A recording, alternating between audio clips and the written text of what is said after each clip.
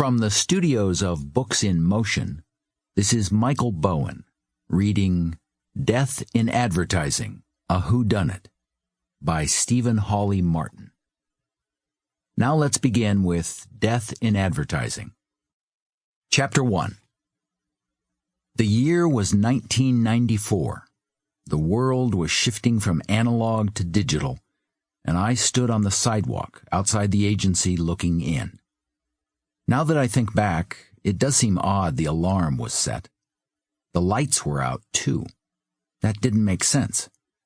But I shrugged and punched in the code.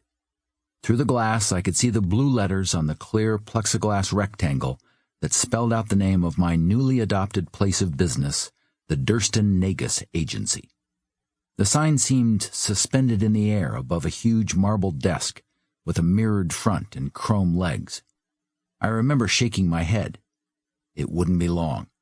Once I got my hands on the reins, I'd get rid of that white elephant. That's what I thought at the moment. How quickly things can change. I pushed open the door and headed between the big ficus trees in the well between the double staircases. Not one, but 3 big skylights had been cut through the roof 2 floors above. During the day, this space was as bright as a Saturday morning in May in Central Park.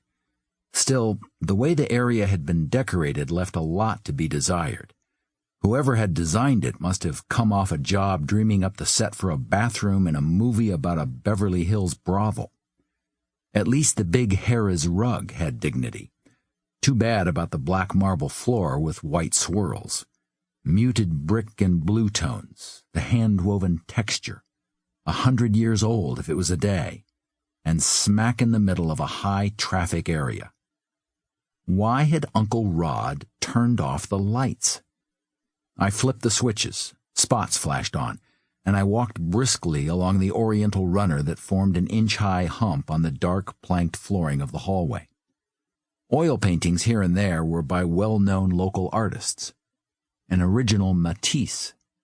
The northeast corner of the building was the only area of the agency I would describe as formal. In this inner sanctum, visitors, even staff, spoke in hushed tones. And rightly so.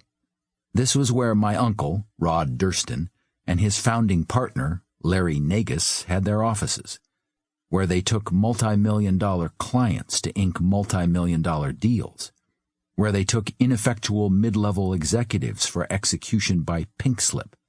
Figuratively, of course. The way to do a guy in was to look him in the eye and tell him he was through. What the heck was I doing here at this time of evening? What could Uncle Rod possibly want that couldn't wait until morning? What an inconsiderate SOB. Right. What else was new? But he'd agreed to give me stock in the agency.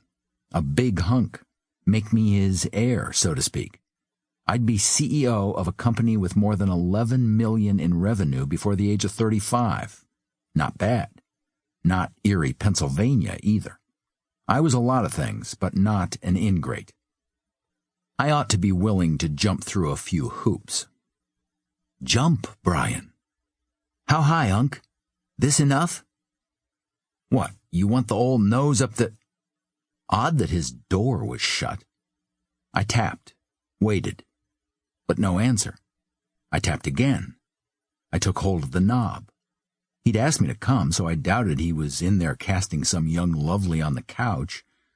Slowly, I opened the door, looked in the direction of Uncle Rod's desk, and... My initial reaction was that my eyes must be playing tricks. They had to be. I blinked, moved forward for a closer look, felt dizzy, blinked again. Sweat broke out. Cold, slimy sweat. I realized I wasn't breathing and forced myself to inhale. It was still there. Or was I seeing things?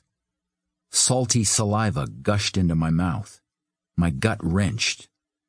It was there. I brought my hand to my mouth to hold back bile that surged from way down in my gut straight up to the back of my teeth. I turned away. The horrific scene seared on my brain. Uncle Rod's body crumpled over his desk. His head and a shock of salt and pepper gray hair swimming in a pool of blood. Sample complete. Ready to continue?